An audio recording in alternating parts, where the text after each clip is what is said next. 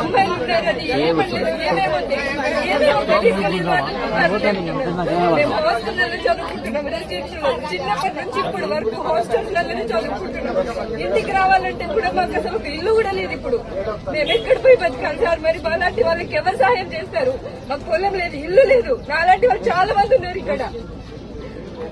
ఎన్నో సంవత్సరాల నుంచి ఉంటున్నాము. మా తాతలు గాని వాళ్ళు ఏం ఉంచుకోలేదు మాకు అసలు. ఆ ఇల్లు ఒక్కటే మాకు. అలాంటప్పుడు మేమేం చేయాలి సార్? మేమెందుకు బలి కావాలి? మరి మా ఫ్యూచర్ ఇంకా మీరే హెల్ప్ చేయాలి సార్. మాకు ఆ గుడిలో మేము పని చేస్తున్నాము. మాకు ఒక్కొక్క మాటలు అసలు అమ్మాయిని చూడకుండా, ఒక ఆడదని చూడకుండా 10 మందిలో గలీజ్ గా తిడుతున్నారు నా అమ్మని. నాకు నాన్న లేడు.